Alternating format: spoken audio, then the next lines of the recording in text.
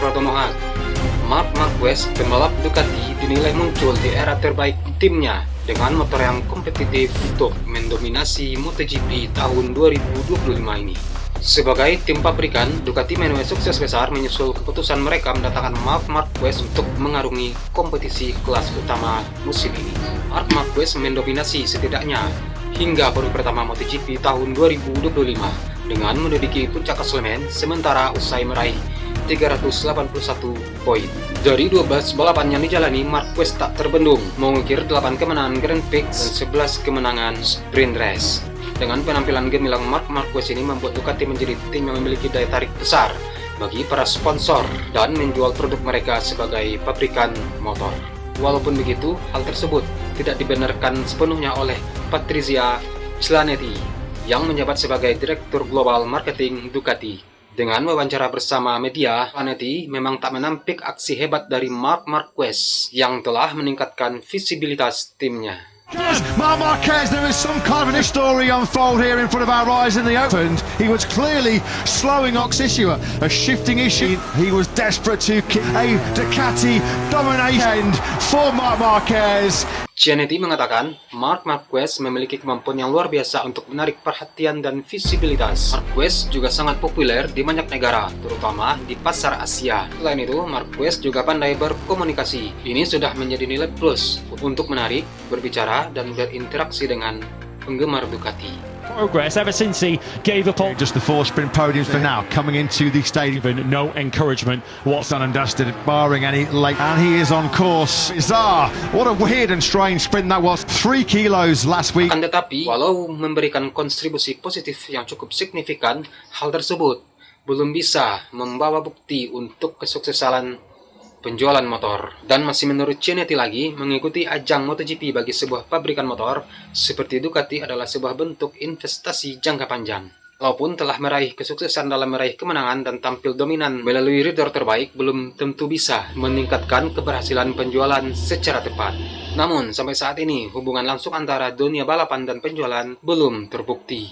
Investasi dunia olahraga adalah investasi jangka menengah dan panjang. Ini adalah investasi dan semangat untuk brand dalam kemampuan untuk menarik orang baru, bangun hubungan, dan akhirnya menjual motor kepada mereka. Dampak Marquez sangat positif, dan ada negara-negara di mana kehadirannya sangat signifikan.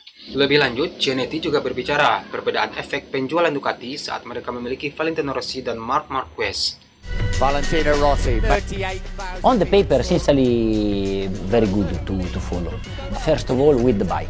Era un sogno suo. Valentino Rossi pernah menjadi bagian dari Ducati selama 2 musim pada periode 2011 dan 2012. Dan pada masa periode tersebut merupakan periode kelam bagi Ducati di mana motor Desmo Sedisi GP mereka layaknya produk gagal yang sulit dikendalikan.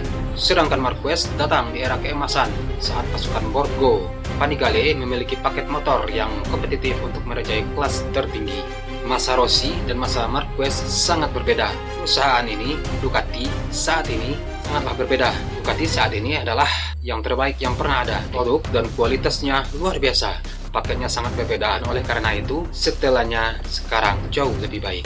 Jika Ducati juga berkat Marquez memiliki visibilitas yang lebih besar, mereka akan menarik audiens baru. Oke, terserah Chianetti aja ya. Terserah Chianetti aja mau ngomong apa. Saya cuma menyampaikan, oke.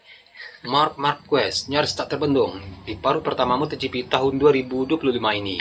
Pembalap Ducati pabrikan itu mengungkapkan rasa puas dengan hasilnya sejauh ini.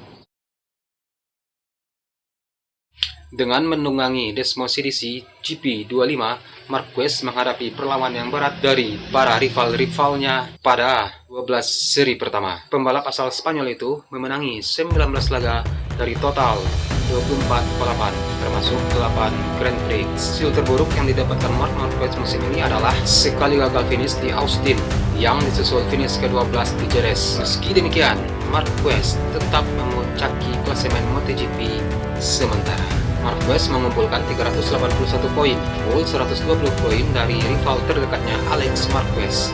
Dengan jarak yang selebar ini, Marc Marquez kemungkinan diprediksi akan mengunci titel juara dunia 2025 sebelum kejuaraan berakhir.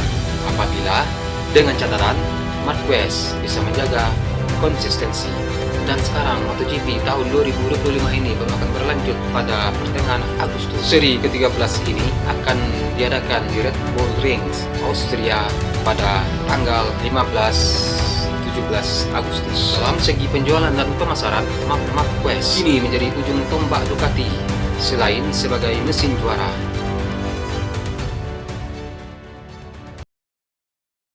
Marquez saat ini sedang memiliki momen emas. Dia unggul 128 poin atas pengejarnya yang tampaknya tak tergoyahkan. Di paruh pertama musim, Marc Marquez rata-rata mencetak 31,75 poin dari total 37 poin per pekan balapan. Angka itu 10 poin lebih banyak dari rival terdekatnya Alex Marquez. Sebelumnya, belum ada pebalap Ducati yang memenangi 5 balapan utama berturut-turut hingga Marc Marquez menang di putaran terakhir di Brno. Dan sekarang seolah tak ada pembalap yang mampu menandinginya dengan Ducati GP25 yang ditungganginya.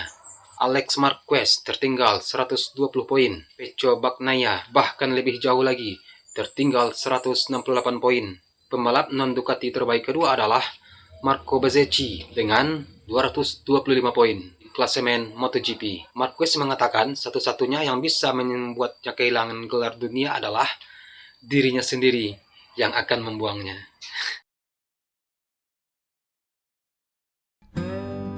Marc Marquez dianggap sebagai pembalap dengan nilai marketing yang tinggi. Banyak orang di pedok MotoGP telah menjulukinya Marc Marketing. Direktur pemasaran global Ducati, Patricia Cianetti, berbicara kepada media Spanyol tentang Marc Marquez yang mendongkrak daya beli konsumen. Pada tahun 2024, Ducati menjual 54.495 sepeda motor, 6% lebih sedikit dibandingkan tahun 2023. Ducati mendapatkan laba yang besar. Kebetulan, pasar di mana Ducati tumbuh paling pesat pada tahun 2024 itu adalah Spanyol, bertetapan dengan gelar juara MotoGP Jorge Martin. Posisi Marc Marquez sebagai pembalap juga tidak hanya dapat meningkatkan penjualan, tetapi juga menjadi magnet sponsor yang pasti.